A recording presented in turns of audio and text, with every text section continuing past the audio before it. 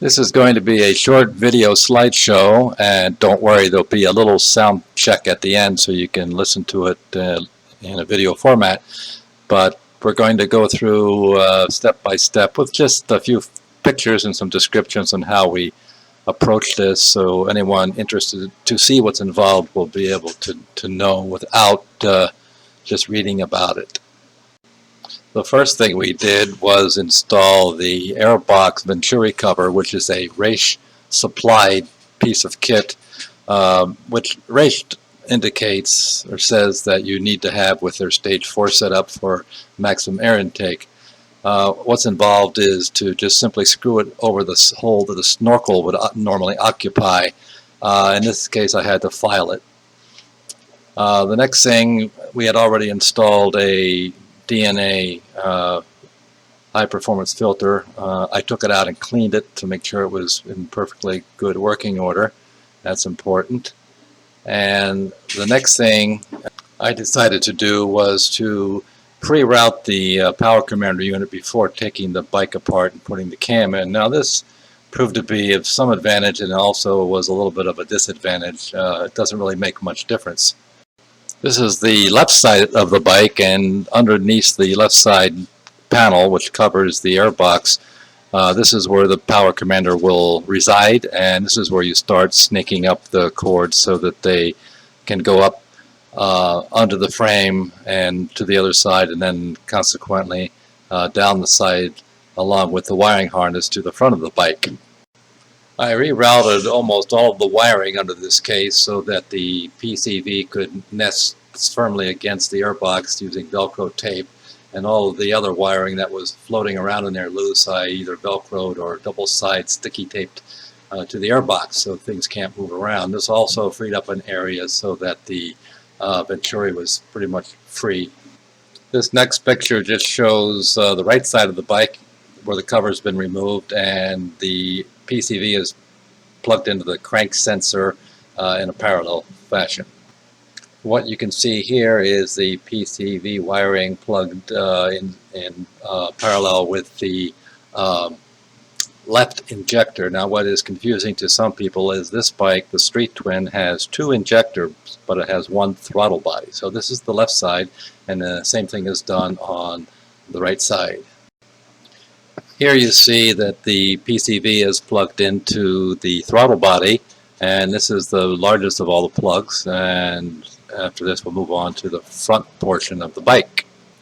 We're now at the front of the bike, and what you see has been disconnected in order to put the get the valve cover off, and this is the plastic holder that holds the coils to the frame. Now this is where the power commander plugs in line with the coil sensors. One word of caution, and I made this mistake and had to take the tank off again later, because you've got to make sure that the spade connector goes into the connector. Sounds easy, but it was easy to make that mistake, and the spade connector in one case slid past the connector and next to the plastic cover, which is quite firm. So that was a mistake I made. So be sure if you do this that you get a positive connection there. This next picture just shows the black and gray connectors that connect to the gas tank in order to get the gas tank off, and you can see the fuel connector on the far left, which I had some tape over. Making sure this is done correctly just ensures that the power commander is between the sensor and the ECU, because the power commander is now going to be giving all the commands from that particular sensor to the ECU. Okay, moving on to the actual cam installation. The first thing we did was put the bike on the side stand, remove the alternator cover. Almost little or no oil came out of the side doing it this way, so you don't lose any oil, so you can save your oil. This was supposed to be one of the tough jobs. Maybe I was over-prepared, but it was relatively easy to get off. I just softened it up with a rubber mallet after removing the bolts, and tapped it all around and slowly pried it off, put a little pressure on it. It tends to stick quite a bit because the magnets are quite strong, and there are two O-rings holding it on to that little pin that sticks out to the right side. but it wasn't too bad a job to get that off. Just make sure that you try not to pull off the wire that comes out the lower left-hand side. If you pull it off, you've got to monkey around resealing it with super glue or something. But we were lucky in that it didn't come off in our case. One of the most tedious jobs was getting the plastic holder for the coil and the various wires connected to it out of the way in order to get the valve cover off. This took a lot of thinking and disconnecting some wires and making sure we knew where they went before we could get that out of the way. Once that was out of the way and up to the left side, we were able easily to get the radiator hose dismounted and the mobilizer unit. I'm not going to go into that. That's all covered in many videos and instructions you can find online. But here we are ready to go. What you see here is the valve train, the lifter assemblies, and the cam frame holders. Ready to go and disassemble. Here we go. Magically fast forward to cam install. Now you can see the difference in the cam if you look real carefully. The new cam has a round flange that holds on the sprocket. And if you look back on the other picture, the stock cam has a truncated circle, so they're different in that respect. In this photo you see this is the right side number 2 cylinder. And here's the left side with the new cam in. It has lots of duration, lots of lift.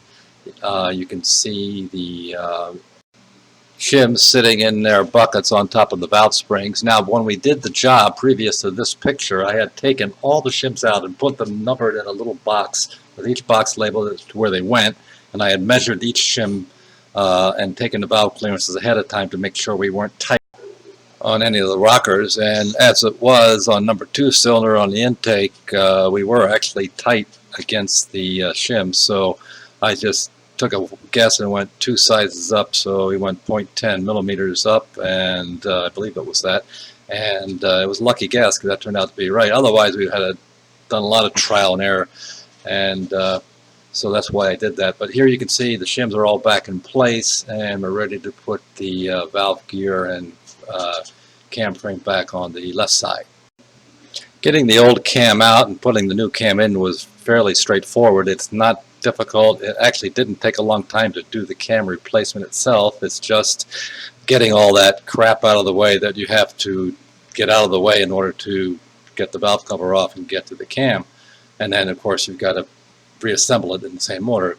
I would say for a person who knows how to use a wrench and follow instructions, anyone could do this, but make sure you have all your tools on hand that you're going to need. And even though I was very careful about that, there was one occasion when I had a socket extension that didn't quite fit, and I had to go out and get another socket extension in order to get the right clearance to get actual physical room for the wrench into the space. I would highly recommend having a torque wrench with a 1/4 inch drive to make it a lot easier to work on the top end. As it was, I used a 3/8 drive and had to work around. Okay, that's pretty much it. Not really an installation guide, but you can kind of get an idea of what's involved. Next thing you're going to see in here is a short video clip I got with my cell phone after the installation was complete. It gives a real good indication of what this thing sounds like. It's got a real nice lope, has a wonderful idle, deeper tone. Gary took it out for a short run, and he was impressed, even though we're having to take it easy for the first 500 kilometers or so. Then we're going to change the oil and let her rip. So enjoy the video clip, and I hope you found this mildly entertaining or at least a little bit informative. Take care and happy riding.